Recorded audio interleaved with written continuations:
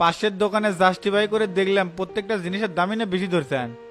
কুটি বেশি নিছি, সবকিছুর দাম তো ঠিকই আছে, বরংস তুমি বেশি টাকার জিনিস নিছো এই জন্য দাম আরো কম ধরছি। এই যে গোড়ের দাম আপনি ধরলেন 70, অন্য দোকানে 65, তারপর চিরা 70 টাকা, আপনি ধরলেন 80 টাকা করে। মুড়ি ধরলেন 80 টাকা, অন্য দোকানে 75 টাকা। এরকম করে প্রত্যেকটা জিনিসের দাম 5-10 টাকা করে বেশি নিচ্ছেন। বগুড়ার থেকে আসলাম তেরান দেওয়ার জন্য, আর আপনি সুযোগের সদ্ব্যবহার করছেন। মিসাই এক অভিযোগ দিচ্ছ, মানুষ নিয়ে সময় পাচ্ছে না, তোমার কাছে দাম বেশি হচ্ছে। 80-90 হাজার টাকা মাল নিচ্ছ, তাতে এত পেশাল, মানুষ যে লাখ লাখ টাকার মাল নিচ্ছে তাকে কোনো কথা নাই। শোনো বাবা, অনেক কষ্ট করে মালগুলো বাড়ি করছি, এখন টাকা দিয়ে মালগুলো নিয়ে যাও, এত কথা কয়ে পারবো না। অনেক কাস্টমার দাঁড়িয়ে আছে, তাদেরও বিদায় করা লাগবে। কামটা মোটেও ঠিক করছেন না। এই সময় মানুষ মানুষকে সহযোগিতা করতেছে, আর আপনি সুযোগ নিলেন। এ বাবা তুমি যাও তো, এত কথা কয় না, ব্যবসার ক্ষতি হচ্ছে। দাঁড়া, তোর ব্যবস্থা নিচ্ছি। এখনই ভোক্তা অধিদপ্তরের কাছে যায় তোর নামে অভিযোগ দেব। এ পেন্টু মালগুলো বুঝাইলে গাড়ির তোলে, আমি টেকালি আসি। আচ্ছা আচ্ছা তুলিচ্ছি, তুই যা। ভাই আমার 200 পিস লাইফ জ্যাকেট লাগলো নি, কত করে ধরবেন? 500 করে বেশি, আপনি যেহেতু বেশি নিবেন 450 টাকা করে দেননি। এ ভাই রেট আনা বেশি হয়ে গেল না? এর আগে তো কিনছিলাম 250 টাকা করে। ওল্লা দিন ভুলে যান ভাই, এখন সব জিনিসের দামই চড়া। গতকাল প্রায় 800 পিস লাইফ জ্যাকেট বেচছি, এত দামাদামি করা লাগেনি। নিলে তাড়াতাড়ি কর, না হলে মাল কিন্তু ফুরে যাবি। আপনার এগুলা মাল তো 230 টাকা করে কেনা, বেচতেছেন 450 টাকা করে, তাহলে প্রত্যেকটা মালে 200-র উপরে লাভ করতেছেন। যে জায়গায় সারা বাংলাদেশের মানুষ সহযোগিতার হাত বাড়াই দিছে, সেই জায়গায় আপনারা সব জিনিসের দাম বেশি নিচ্ছেন। এত মানবতার ফেরিওয়ালা হওয়া লাগবি না, লাগলে কন আর না লাগলে ফোটেন। অনেকে ত্রাণ দেওয়ার কথা কয়ে টেকা তুলে নিজেই মেরে খাচ্ছে, সেটা কি করবেন? এই মিয়া মিসাই এক কথা কনকে, কয়টা মানুষ এক দেখছেন টাকা মেরে খাচ্ছে? আপনি যেরকম সবাক ভাবতেছেনও সেই রকম। আমি ভোক্তা অধিদপ্তর থেকে আসছি, আপনার নামে অভিযোগ আছে, প্রতিটা জিনিসের দামই বেশি ধরতেছেন। গতকাল একজনের কাছে 400 পিস জ্যাকেট বেচছেন 500 টাকা করে।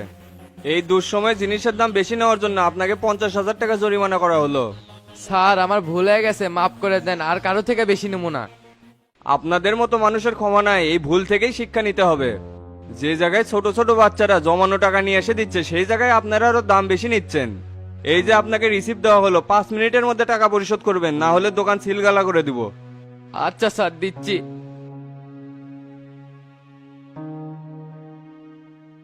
স্যার অনেকক্ষণ হলে আপনি কি খুঁজেছিলাম? মোরের সালমান স্টোর, ইনি প্রত্যেকটা জিনিসের দাম বেশি ধরিচ্ছে। তাক অনেকবার দাম কমানোর কথা বুঝে বলা হচ্ছে, তাই কোনো কথাই শুনিচ্ছে না। কি কি জিনিসের দাম বেশি নিচ্ছে? মুড়ি, চিড়ে, সেলাইন, চাল, ডাল, প্রত্যেকটা জিনিসের দামই বেশি নিচ্ছে। এইসব অসাধু ব্যবসায়ীদের ব্যবস্থা না নিলে আর সোজা হবে না, চলেন যাই তো। আচ্ছা স্যার, চলেন। কেন বারে তোমার জিনিস মাদিনা সব নিয়ে গেছে, আবার কি নিবে? কি লে, একটু পরেই টের পাবেন নি। স্যার ভেতরে আসেন, এটাই সেই দোকান। চাচা মিয়া, সব জিনিসের দামই বলে আপনি বেশি নিচ্ছেন, কথা কি সত্যি? না মানে হচ্ছে কি স্যার, বাজার তো এরকমই চলেছে, কোনো কিছু দাম তো বেশি নিচ্ছি না। আপনার দোকানের মূল্য তালিকা কই? যেটা দেখতেছি ওটা তো গতকালের, আজকেরটা কই? স্যার এখনো দেওয়া হয় না, একটু পরেই দেবো। দোকান খুলছেন 9টায়, এখন বাজে 12টায়, এখনো তালিকা দেননি, তাল বাহানা করেন না।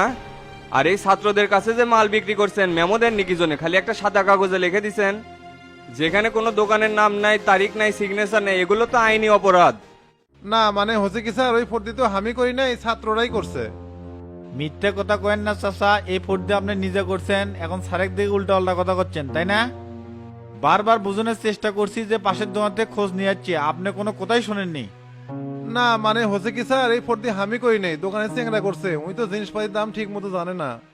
চুপ করেন মিয়া, বয়স হয়ে গেছে তাও মিথ্যা কথা ছাড়লেন না। আপনার অনুমতি ছাড়া দোকানের সেখানে লিখতে পারবে? এই ক্রান্তিকালীন সময়ে কিসের কি আপনারা মানুষের পাশে দাঁড়াবেন, তা না করে আরো দাম বেশি নিচ্ছেন। আপনাদের এগুলা কারবার দেখে অবাক হয়ে যায়। নিজেরাই যদি ভালো না হয় তাহলে দেশ ভালো হবে কিভাবে? দোকানে মূল্য তালিকা না থাকায়, দাম বেশি নেওয়ায় এবং মেমো না দেওয়ায় আপনাকে 40,000 টাকা জরিমানা করা হলো। স্যার আমার ভুল হয়ে গেছে, আর হবি না, এলা কমান যায় না। যা বলছি সেই অনুযায়ী দেন, না হলে কিন্তু দোকান সিলগালা করে দিব।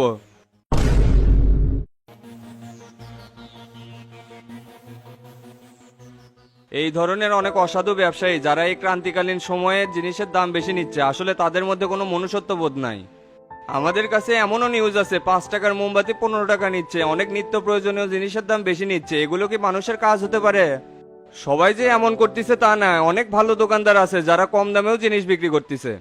এই দুর্যোগকালীন সময়ে আমাদের উচিত সকলের পাশে দাঁড়ানো। সবাই বন্যার্তদের সাহায্য সহযোগিতায় এগিয়ে আসুন। এতক্ষণ আমাদের সাথে থাকার জন্য সবাইকে ধন্যবাদ। আসসালামু আলাইকুম।